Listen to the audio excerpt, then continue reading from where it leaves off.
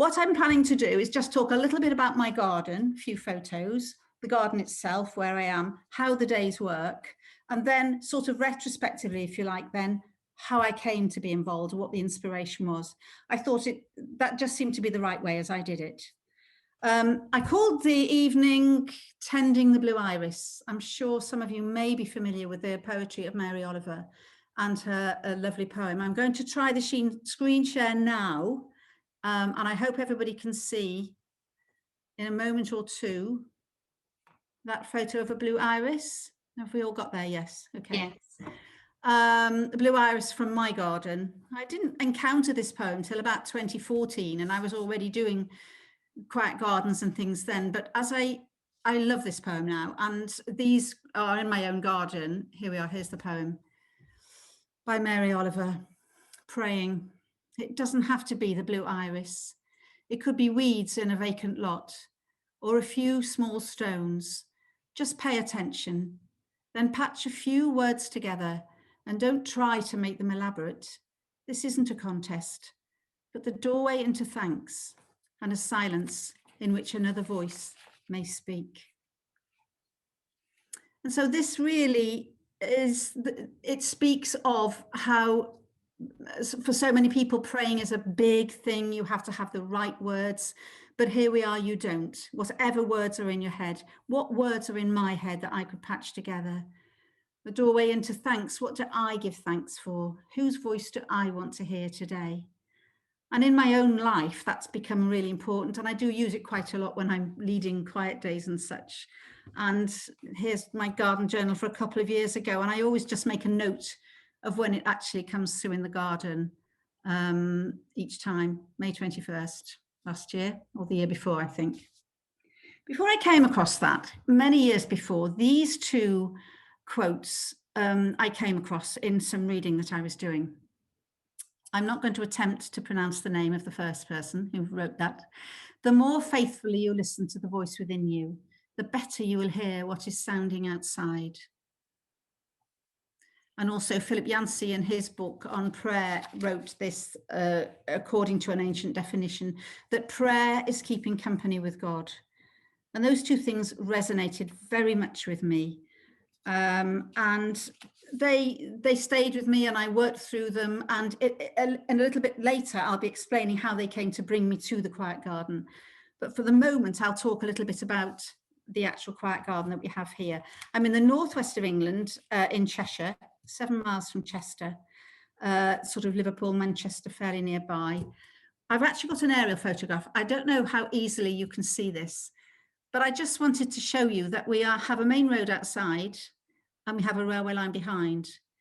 Because when I first heard about quiet gardens, I thought it had to be somewhere in the country, somewhere rural, somewhere with birds flying around, etc. But here we are, we're not like that. We're a small town, big village, small town. The road is normally busier than that. This was only taken a couple of weeks ago. This is lockdown A56, but it's the main A road between from here into Chester. Our house is the 3-story, in the sort of bottom left-hand quadrant. There's a 3-story, it's an old manse of the Methodist Church that used to be next door. You can see the spire. There's a conservatory on the back. The front, so I don't know if you can locate that one, the 3-story house there. Yes. The front is just for car parking, not a lot else, a couple of tubs and things, nothing much else. The back garden is long and thin, as you can see. There's a sort of trellis, about 2/3 of the way down, there's a trellis across with an archway through. The bit to the left of that, as we look at it, when my children were younger, used to be a play area.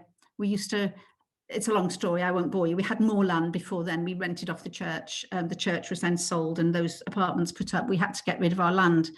But that used to be a play area, and the nice bit, if you like, of the garden was this side of the trellis near the house. But now you can see we've developed that part of the garden, and in the corner, if you can see, is a little corner summer house. I think you can see the well-worn path I have up to that, because I go up there every day. It's known as the chapel to me, my friends, my family, and everybody else who knows me. I'll tell you a little bit more about that later. So that's us, that's our garden, Gilly's Quiet Garden here in Frodsham. So a quick little tour of the garden. Unfortunately, we're not disabled friendly. out of the back door, immediately you have steps here. This is from upstairs looking down. So this is the larger part of the garden that you could see, mainly lawn. It's not a huge garden. And here we are, the top part with my chapel. If you note, picture the chapel there, just look at the tree above it, that twisted willow, absolutely beautiful. Now the next thing, look at it now, that tree has died.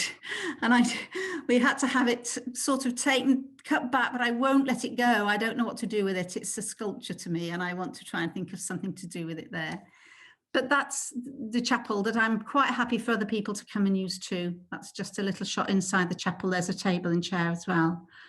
And in a way, that's how I started with a quiet garden journey, because I had a friend who used to come regularly and spend time in that chapel for herself, for her own journey, her own, what she was going through at the time, which was quite tricky, really. But we used to also talk together and pray together. And she very, very much encouraged me to go down this road. So we've got several benches around the garden. I've got 4 actually, but I've only got photos of 3, I'm not sure why. I've got these wicker chairs, used to be our dining chairs. They live in the garage. I drag them out on a quiet day, put them by the back door, and people can just go and put them. They know they can go and put them in around the garden that they would like to. I try not to have more than 10 people. You see, we have wet days too.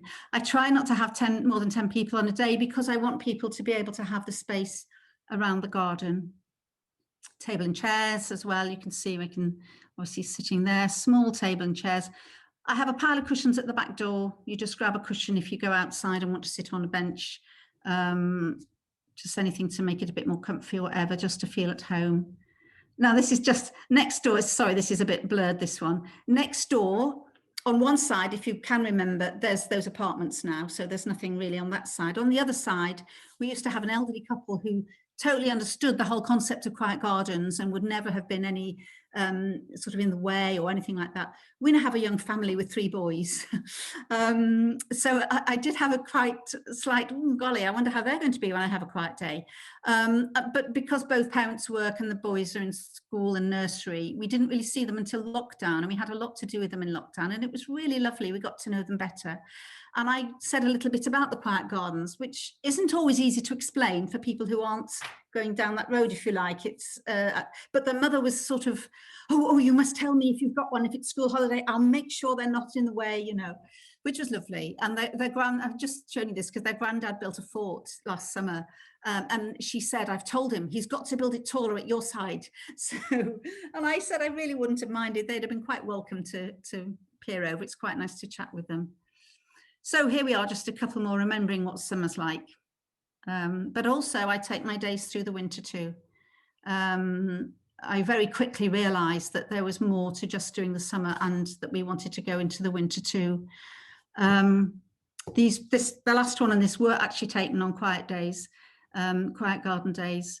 I've started doing one almost about 2 weeks before Christmas, when I felt people would be too busy to want to come, but actually they're not. They really, really want to come and have something like that at that time. This last summer, like probably most people's, my garden has never looked so nice. And one way I've kept in touch with my sort of community, because we have built up into a community, if you like, is I have been sending photos on my round robin emails to them of the garden, because a couple of them said, oh, I'm just going to miss seeing the seasons going through your garden. So I've kept up sending, just every few weeks really, a few photos of the garden and just chatting over different things. That white wisteria has never been so lovely as it was last summer, which was so sad that nobody could come and see it really. So that's a quick tour of the garden. On the days themselves, we have, I start off with coffee in the kitchen. I went back through all my journals to try, as I was preparing for this, I went through all my journals to sort of pick up different aspects and to see my journey again, if you like. And I came across something that one of my friends wrote at the end of a day. And I just thought it summed up the day. So I've put it in here. If you follow my Facebook page, I've put it on Facebook in the last few days. But smiles of welcome, news to share, coffee and spotty mugs, the warmth of the kitchen, a vase of spring flowers. into quietness, giving to God all that I have brought with me, now empty-handed, ready to receive the blessings of the day. And that just summed up so much, because there's, as I say, we're becoming quite a community. I mean, I've got about 60 people on my round robin email, and there's probably about 20 who very regularly come, and the others come as and when they can. But this feeling, so when people do arrive, it's, oh, hello, how are you? Oh, how are things from last time? Or, you know, haven't seen you. And so that catching up, you know, there's always a cuppa when you first get here, a cup of tea or coffee or a cold drink, whichever. The drinks are on the go all day long. And then, yes, we go into silence for the rest of the day. I do provide a lunch, always the same: ham, cheese, bread, tomatoes, hummus, homemade mackerel pate, always the same, but everyone's always so appreciative. And so we come back together for lunch, and we have lunch in silence. I do play music while lunch is going on. And people can take their lunch wherever they want. They can go up the garden with it, or they can stay in the house with it. So we do have lunch. I do provide lunch. And then at the end of the day, we normally have a cup of tea and a piece of cake or whatever before we all go home. When I started the days, I started having a leader to lead the day.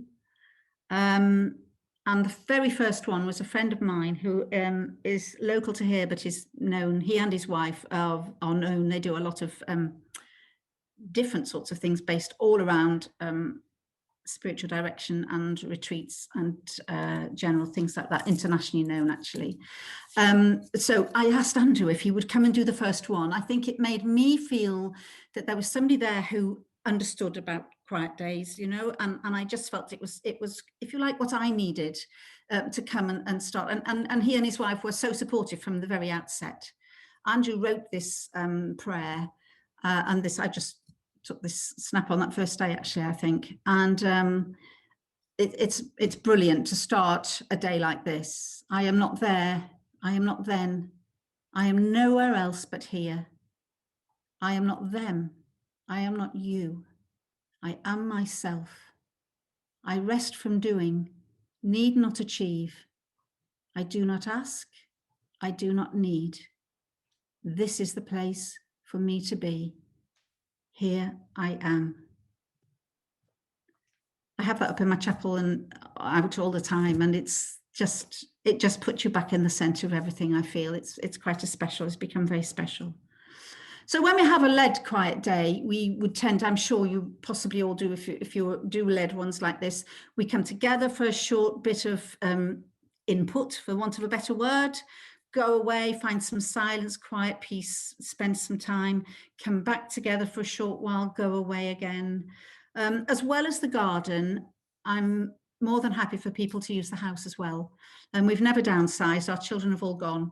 So all the rooms, they can go in nearly all the rooms. And there's a desk or a chair, or there's always a blanket to throw around you if you need, there's cushions.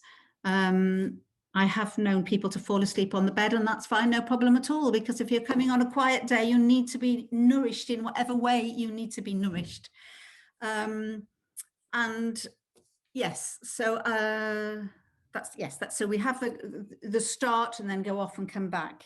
Andrew did my first one. Jill Smith did my second one. Thank you, Jill. You came and did, and you built my confidence in doing it, because I wasn't sure quite what this was all about. More of that a bit later in my next bit of reflection. And then Wendy, Andrew's wife, Wendy, came and did a creative one. Because some people were saying, oh, I don't know if I could come, what would I do all day? And Wendy, again, is quite experienced and does a lot of things like this. And it was creative, but quite prescriptively creative. So some people who were saying, oh, I'm not artistic at all, there was a gentle leading into creativity and where it could take you. And there was a lot of reflection, a lot of things to think through as you were doing this. Thankfully, it was a lovely day and people could just go and sit in the garden and work away. Wendy had prepared a little pack for everybody, you know, a board to work on, a pack of pastels and a little light and a box of matches for everybody, tea light and a box of matches too. So you could find your own space, you could find your own quiet and stillness in all of that. after a while of doing led ones, I decided to start doing some unled ones. And again, some people were a bit wary. Well, what will I do all day? And I said, well, it's up to you, really. You could come.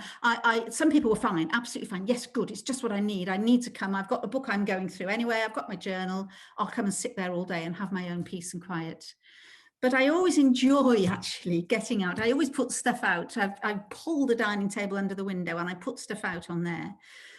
You can see here, sort of some spiritual, Christian, whatever you like, books, some not, some photographic books. Sometimes you come on a day like this and you don't want to be reading. You want to just be letting go and just enjoying beauty. And if this was a winter's day, you can tell by the lighting here.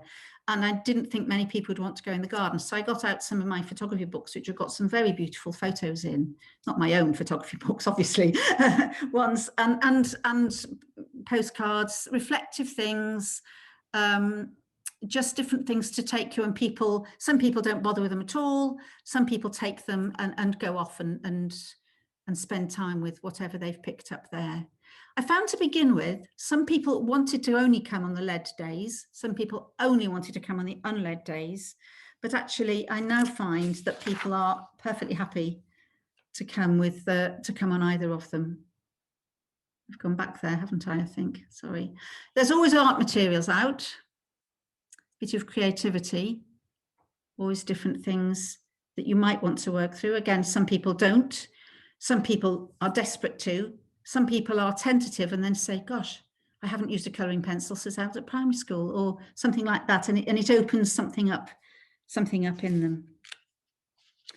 Now, I then started, after a while of hosting of led ones and hosting unled, I then decided I could lead. I had led a couple of quiet days locally in a retreat house, that I could host and lead myself. And I've started doing that now, a couple of the ones that I do a year. Oh, that's a little bit of the legacy of the last one, little prayer cards, things to hold. So this was one I was leading around the work of Elizabeth Blackadder, looking at her artwork first for inspiration and then taking that into us ourselves, etc., going on looking through different scriptures and working through. And I've started to try to introduce to people the idea of doing a little bit of stitching. Some people run a mile from it and go, no, I've never held a needle since I was 10 and I don't want to again. And others are like, I might have a go. And it's something that's very dear to me, this sort of thing. These are hand-dyed threads, hand-dyed fabrics from flowers in my garden. And it's a sort of rooting. It's that here I am here, I've been here today. These things were produced by stuff in the garden. And to me personally, I know not to everybody, but to me personally, working with my hands, faffing as I call it, is just something, the rhythm of a needle going in and out is a prayerful thing for me. And always when I do one of my own led days, I bring these in towards the end of the day. I don't bombard people, but it comes in after lunch or just early into the afternoon.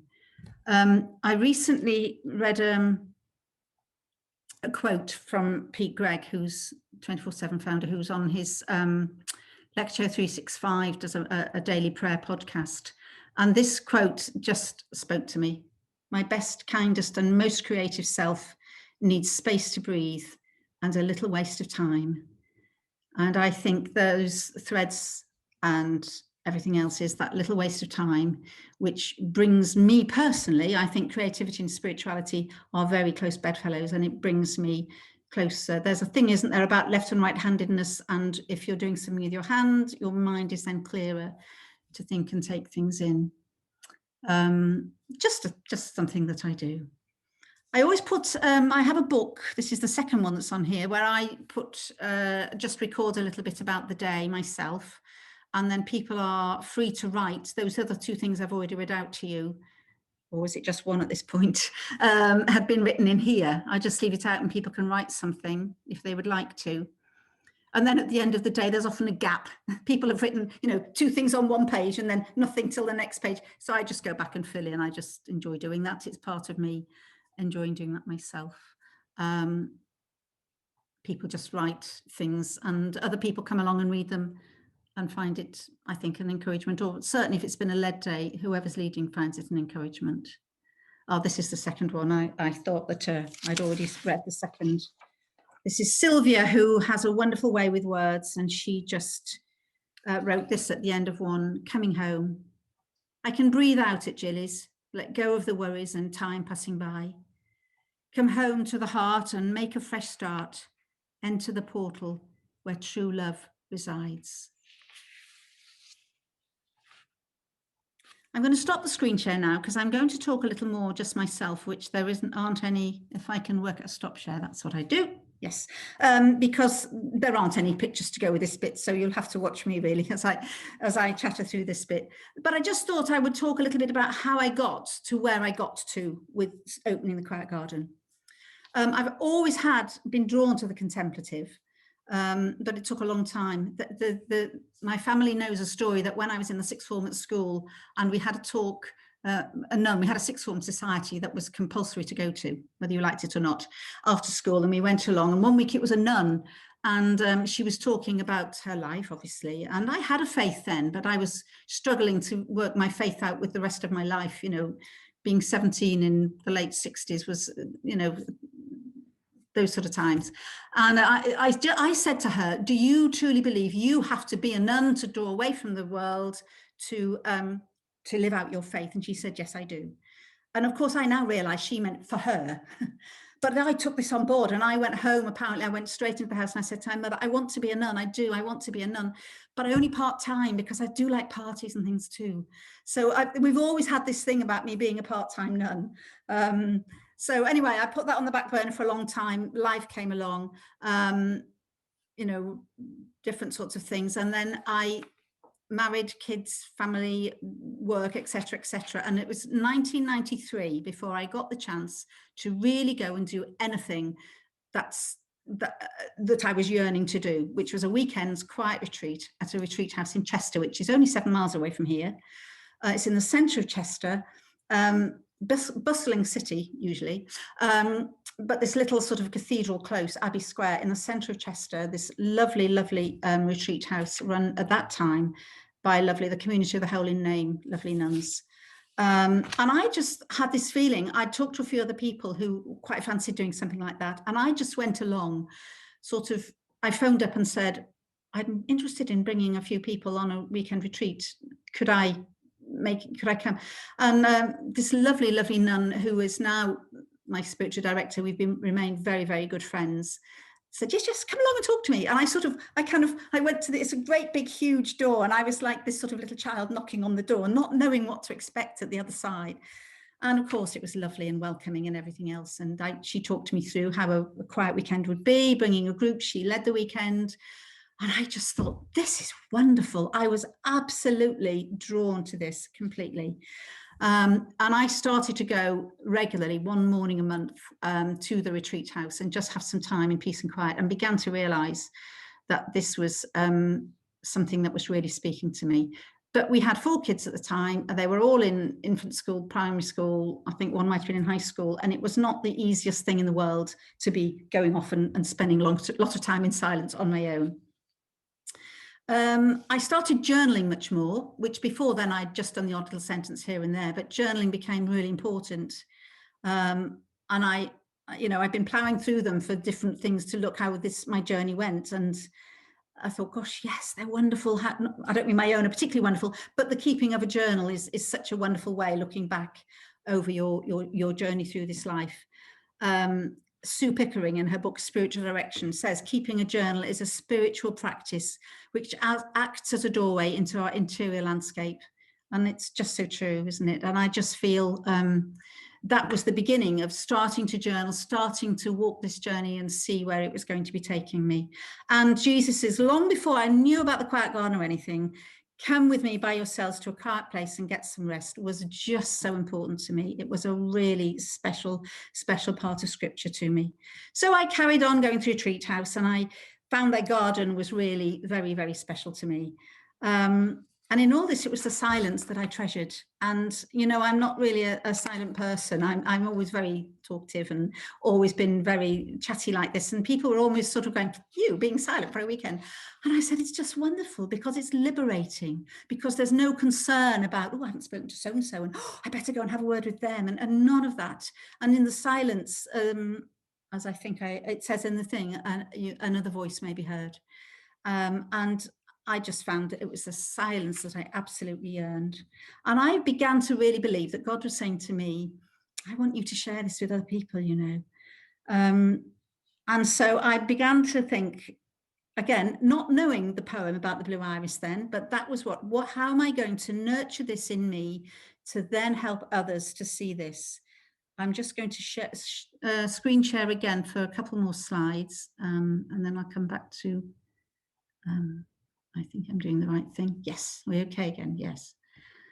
So going back to this again, this is where I was, realizing at this point that yes, I can come, and the words in my head, and listening in the silence for another voice to speak.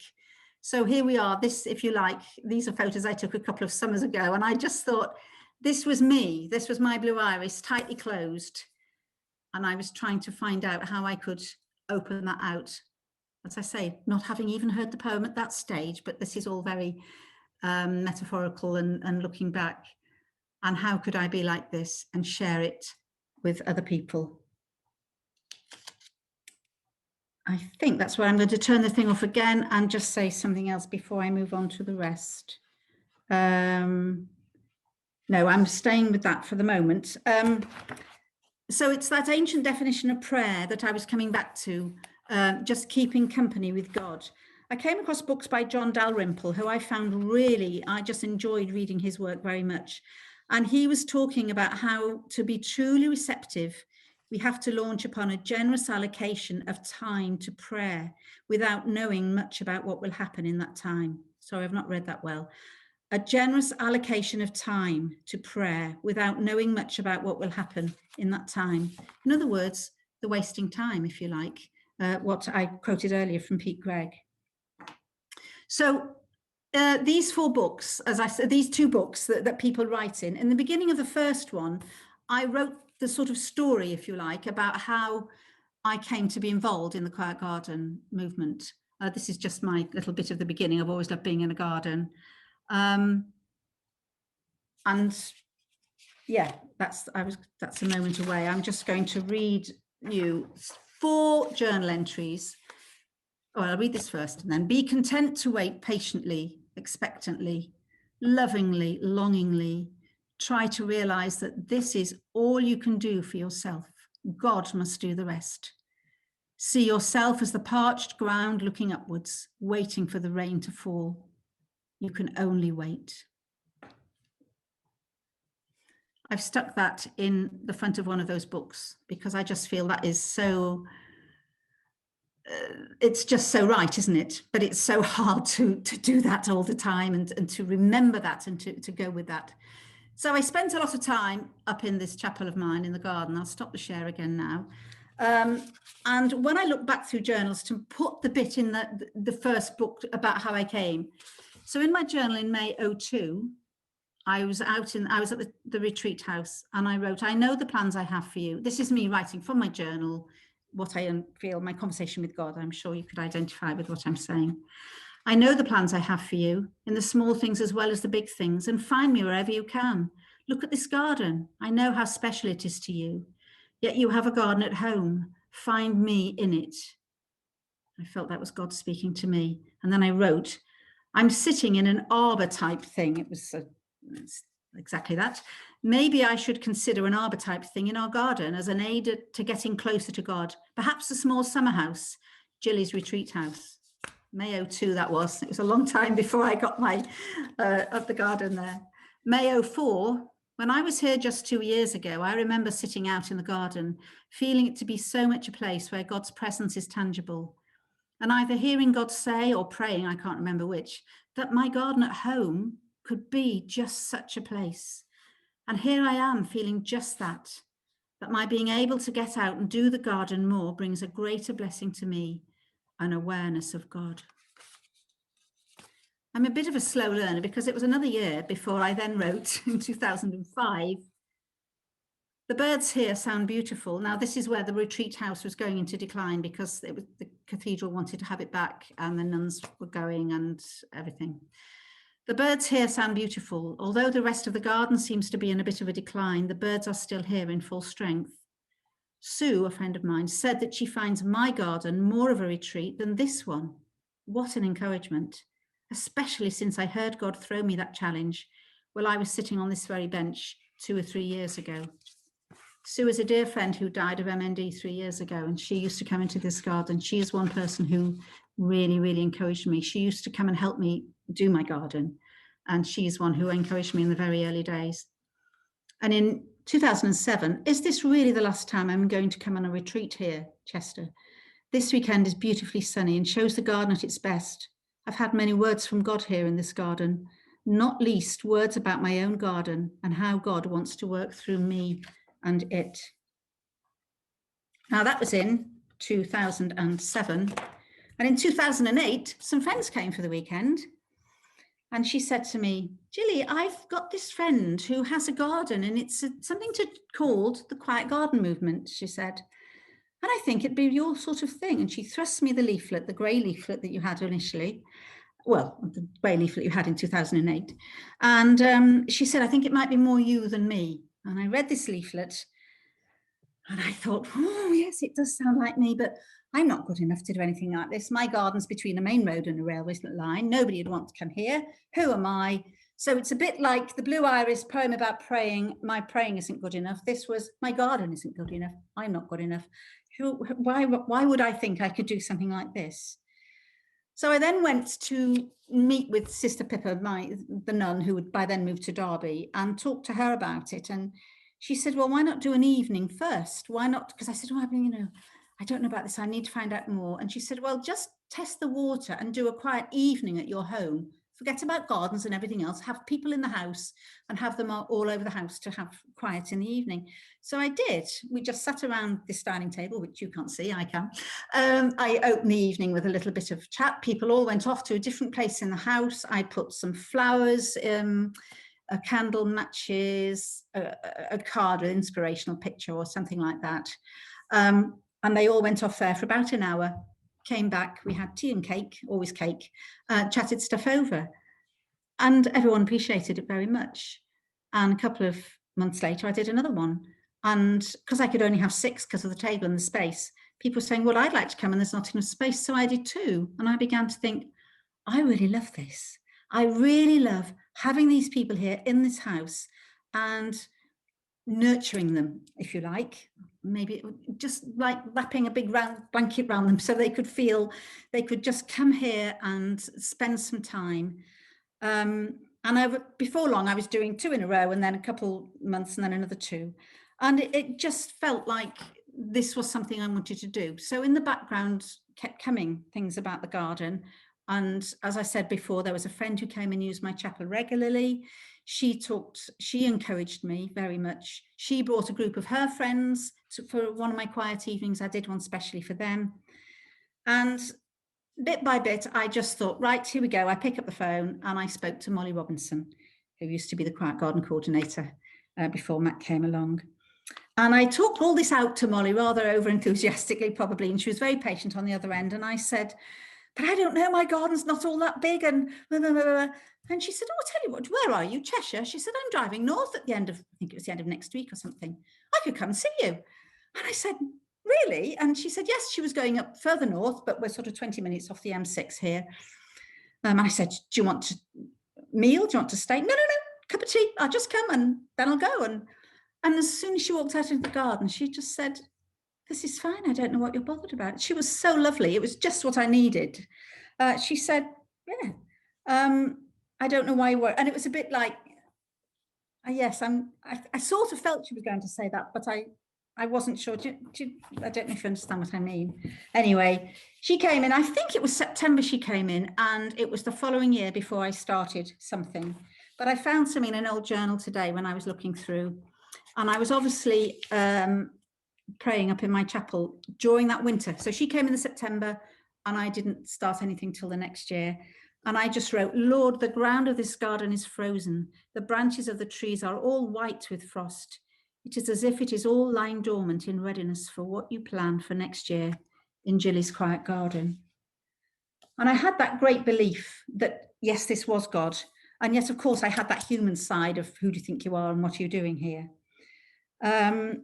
But the first Quiet Day was on the 5th of July, 2012. Andrew came and led it. And now, as I say, I've got 60 people on an email. I've got a lovely bunch of people. We've built up quite a community feel, and yet not cliquey, not at all, anything like that. People buzz in and out. You'd hear somebody go, I haven't seen you for, and that was one of the, in all this lockdown, people have missed seeing people who they would only see on this sort of thing. We have had, my friend who died of MNDs, as I said, used to come on them all the time. And there was such a lovely, when she obviously was struggling more, there was just such a lovely feeling of people didn't necessarily know what her problem was, but there was a gentle helping her with things when she needed, all in silence. It was just lovely. And then another lady who was with me from the very beginning, and developed dementia about 4 years ago. And it was becoming obvious that she was struggling in different ways, but she kept on coming. And again, her husband was grateful for her to come. And again, just the lovely feeling of everybody just keeping a little eye out. Sometimes she'd drink the wrong cup of tea or, pick up someone else's lunch or something like that. But it was just a lovely feeling. And she eventually needed to go into residential care. And I just emailed around everybody and I had lovely things back saying, we're so sad. That to me, that was just a lovely feeling of the community that had built up through the quiet garden.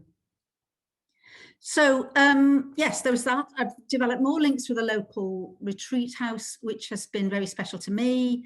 I've been doing some quiet days there, and I normally, under normal circumstances, do a prayer space in their chapel. So that's been a lovely thing. I've had churches together in Christleton, which is a village sort of 5-6 miles that way. 3 Lents, running 3 seasons of Lent, have been to prayer houses for the afternoon, one afternoon a month, whatever. I'm not explaining that very well, but basically I had to stop it at 30. I said I couldn't have more than 30 people. They were here for just an hour and a half, cup of tea, piece of cake, wander around the garden, just potter about. And the first time I did it, I thought that was chaotic. That was awful. I'm sure they didn't enjoy that at all, but they did. There's, I think, a garden that's been, this used to be a manse of the Methodist Church. And then the people who lived in it after that were very devout and committed Catholics. And I know this has been a house of prayer for so long. And I just know that it's been so soaked in prayer that that's what people are picking up as they come here. I'm going to share the screen once more to show you something else. And then I just one other thing that I want to say. Oh, have I talked? Do I need to stop now, Sarah? Can I just finish this other thing? Because now I'll do it at the end because it's a sort of hooray at the end. Oh, I was just going to say that, so if, as I've said, my passion is for people to come and be enveloped in space, peace, quiet, silence, God's presence, to be well fed, to sleep if they need to be nice and warm, whatever. And it's how to build on that. I need to myself keep doing the blue iris thing myself so that I'm walking closely to find where I'm going from here, because I feel there is such a lot to go on from here with. I see you, I haven't looked at the Quiet Garden Movement website for a little while, I have to say. And I looked at it last week and I see you now have 5 things. And the 4th one is creating intentional space for inner silence is important for everyone's well-being. And to me, it's a challenge how we can move out from everybody who is used to coming here. There are a lot of people who in this world who don't know that coming and being quiet would be the most wonderful thing they could do. And I just wonder how I could tap into something like that. And it's something I pray about. I wouldn't rush into anything that doesn't seem to be. As individuals, we are urged to be like Jesus. Paul reminds us that in Philippians. I've only just come across Brian Draper, and I've been listening to quite a few of his bits and pieces. And he said in a thing I was listening to, if as believers we see ourselves as image bearers, let us take ourselves seriously in a non-ego driven way. And that spoke to me so much because I thought how tentative I was about doing this. But look how long it took me. From 2002, I was beginning to think about this, and it was 2012 before I actually did anything. And so I thought that we need to take ourselves seriously in a non-ego driven way. We need to know that we are doing what God has called us to do. I had an email recently from, I'd sent out one of my round robin things, and she just put, this one lady replied and she said, "Thank you for sharing of yourself. I feel by being yourself, you encourage us to be ourselves." And it's the ourselves that we are, where we are meeting with what God is calling us and how we are drawing into his presence and being the person he has called us to be. And to me, that was a huge compliment to have that from her. I just thought that's what we as Quiet Garden hosts are, nurturing people, aren't we, to come and be in God's presence and through that to find themselves. Gilly's home, it's open house, for us to rest and take time out, a sacred space to slow our pace and find the God within.